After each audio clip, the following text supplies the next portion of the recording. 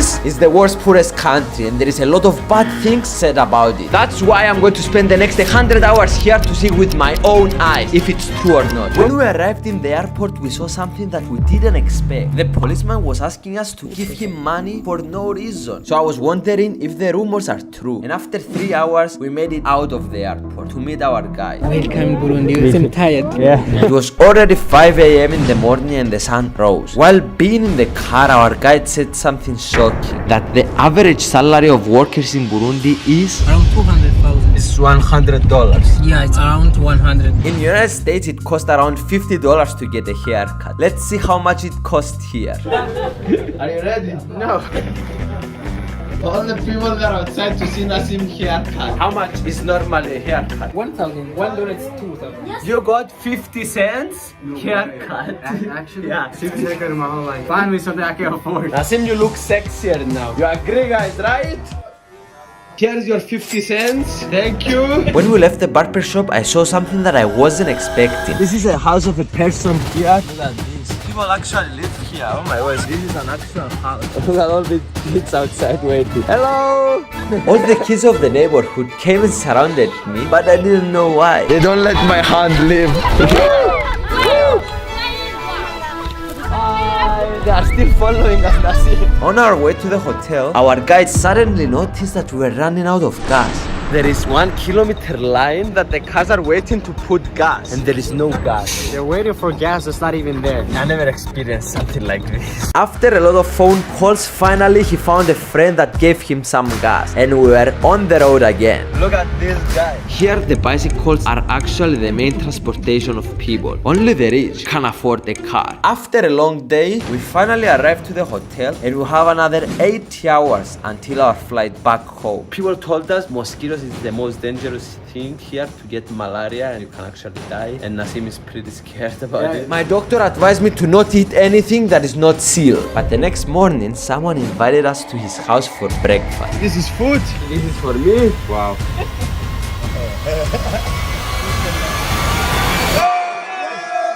Tastes like bread. Doing the exact opposite they told us to do. Look at the pig, it's so cute. Can I touch it? Okay, put it down. This is the toilet here, Nassim. Come. They do this and they shit like this probably. I'm learning so much. It's like the best day of my life. This is like a movie to me. It's so interesting. Thank you for hosting us in your house. Yeah. I just wanted to say, guys, that poor doesn't mean bad. Poor is like being tall or short. It's just a fact and doesn't define you. I wanted to see the poorest people in the poorest country. So we went to the orphanage. Phidias really wants to go to the orphanage, but they're not letting him. I know he really wants to see how things are here. I heard the kids, they were shouting. Yeah, they were shouting, Mutsunga, Mutsunga. White person came. After a lot of time, our guide convinced them to let us in, but they didn't allow us to film, except this little kid that has malaria. The biggest problem here is malaria. You get malaria by getting mosquito bites that is dirty, and it's one major disease here that hundreds of thousands of people die. We had very limited time here, so I wanted to see how their education system is. And while we were walking towards the school, the kids were very excited to see us because they had never seen foreigners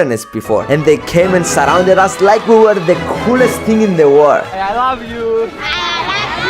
So this is like a big event happening to their school. Look at all the school following us around. You are the headmaster of all the school? Yes. Wow, how many kids does the school have? 900. 900 kids, wow. The principal let us go inside the class, and I was so excited. I am 100 years old. I am 22. How old are you?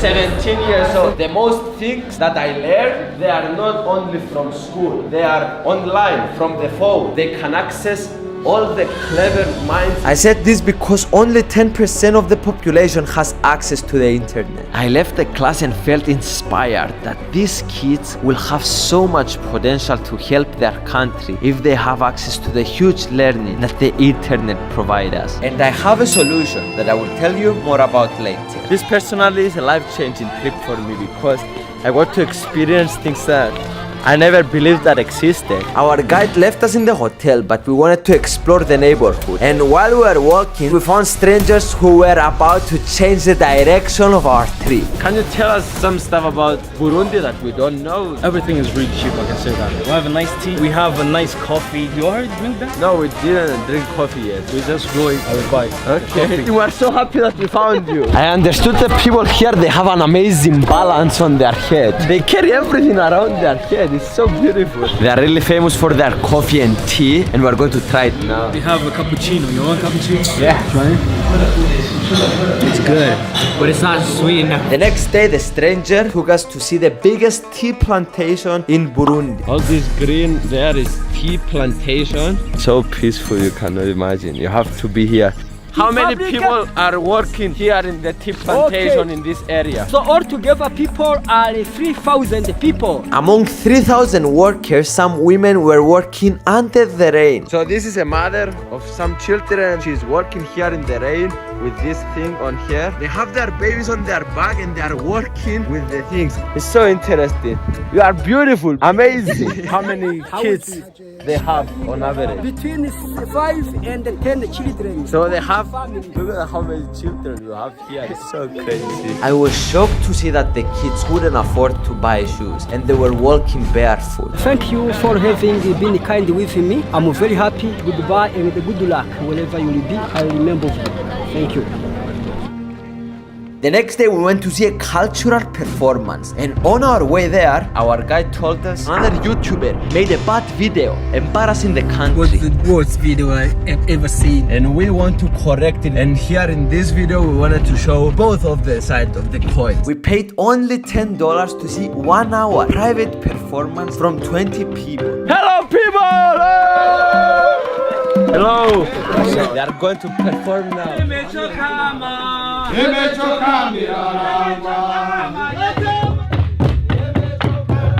Look at them! This is the best day of my life, period. Thank you, people! Thank you! Before our flight leaves in 5 hours, I wanted to visit their healthcare system. We came here to see the hospital of Burundi. So here in this country, the hospital is not that technological advanced. While we were working in the hospital, I saw one person that can't walk. He has been in the same bed for 2 years because the hospital doesn't have enough wheelchairs for all the patients. So I wanted to surprise him with one.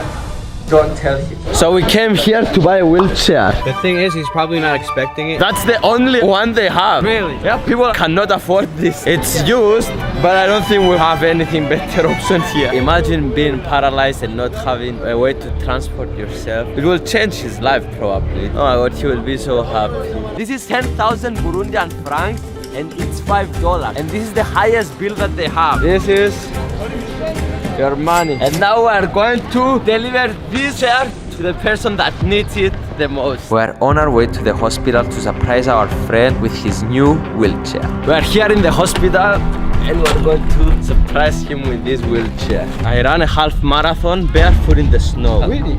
Yeah, and I was 2 weeks after this on a wheelchair, and it's very difficult to be on a wheelchair. So you can imagine. Small imagine, he's like that for years. Those people need help the most. He's inside there, right? I told him to close his eyes for the surprise.